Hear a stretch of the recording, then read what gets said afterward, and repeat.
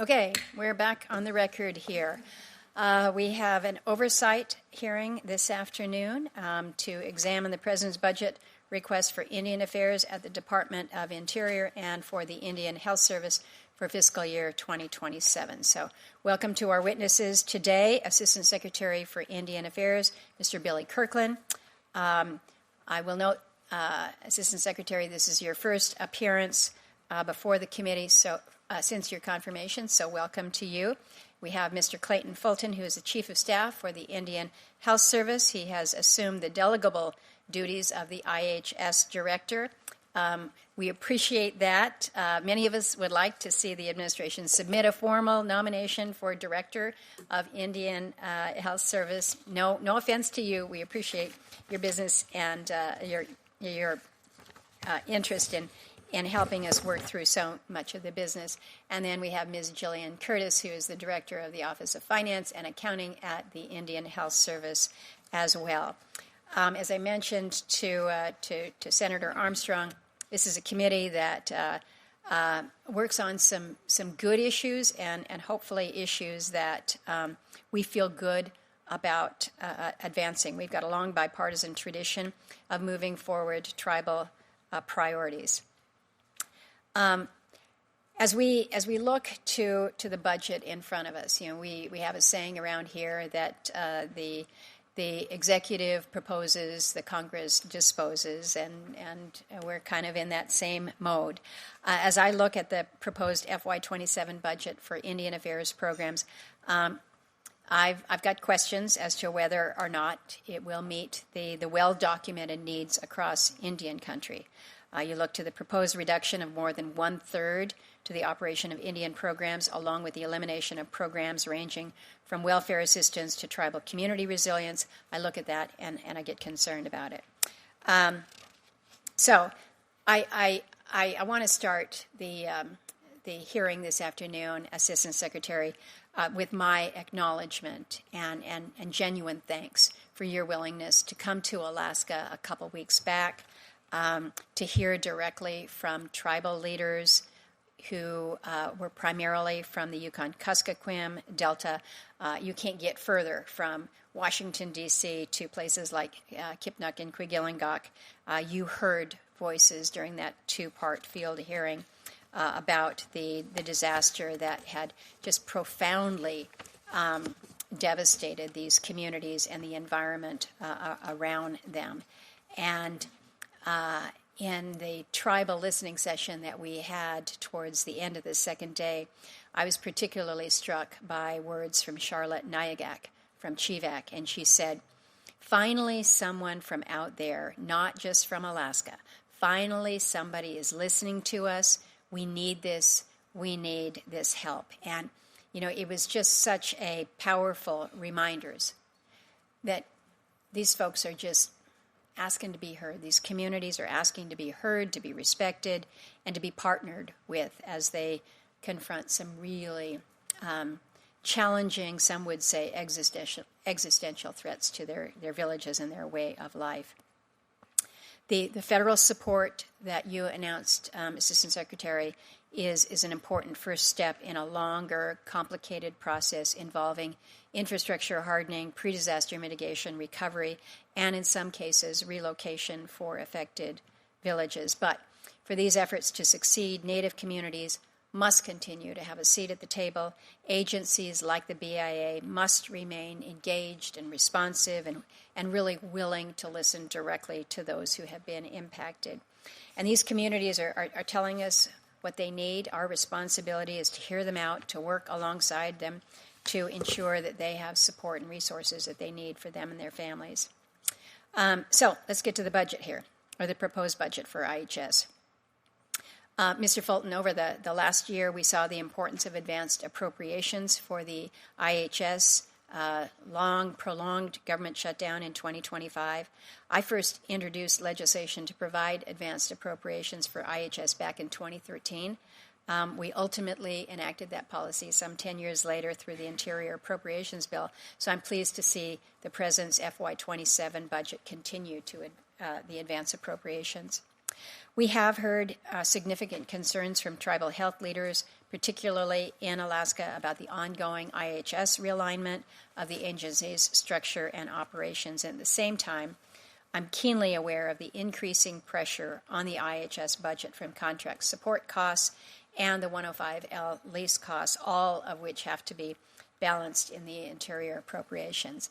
It's kind of hard for me. I'm not only the chairman on the authorizing side, I'm also chairman on the appropriating side. So I got to figure it out on both ends. And working with you, we need to address this. So to both of you, I look forward to hearing from you about how this proposed budget takes into account the priorities tribal leaders have raised across the country. And if I can just take the privilege of the chair for just a moment before I turn the microphone over to Vice Chairman Schatz, I want to recognize a woman on my committee, Sarah McInnes. She's one of the professional staff members here at SCIA. She's a very important member of my team. This is Sarah's last week with us before she goes off to Harvard Law School in the fall. I've reminded her that there's a lot of time between now and the fall, but apparently she wants to have a little bit of a life before she does that. But I want to thank her publicly for her hard work, for her professionalism, her dedication to doing good policy work for Indian country. She came to the committee in 2023. She was a staff assistant, about as low on the totem pole as you can get there. She's leaving us as a professional staff member, and I think this is a reflection of both her talent and her teamwork.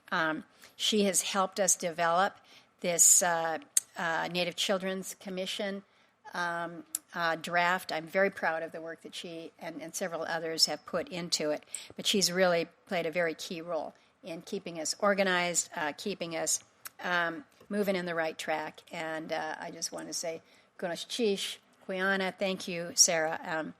You got a lot ahead of you, but thank you for what you've given to our committee. So congratulations. You're welcome. And I will now turn to Vice Chairman Schatz for his statement. Thank you, Chair Murkowski. We're here to discuss the budget request for fiscal year 27, and I'm sad to say that it falls short of its trust and treaty obligations to American Indians, Native Hawaiians, and Alaska Natives.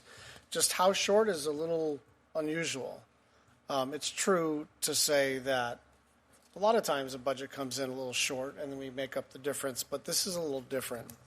The overall request for BIA is $1.8 billion, a $647 million decrease from fiscal 26. And while the request for the Indian Health Service increases funding and includes advance appropriation, it cuts funding for key programs required by law and supported on a bipartisan basis, such as sanitation facilities for tribal homes, special diabetes programs for Indians, and scholarships for health professionals. Across agencies, the administration's proposed budget is underfunding federal programs that carry out federal trust and treaty responsibilities to Native communities, impacting all 575 tribes and millions of individuals across Indian country.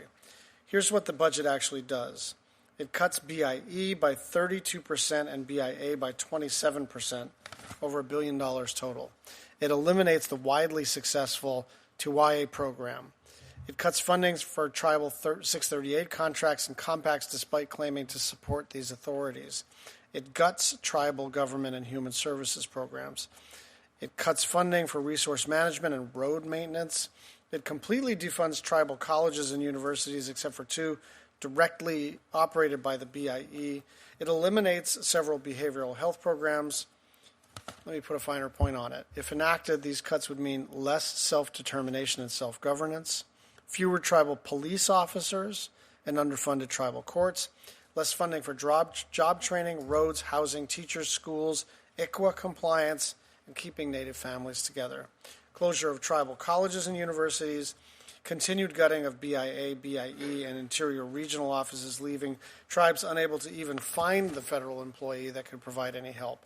And that's on top of the impacts that we've already seen from this administration over the year and a half.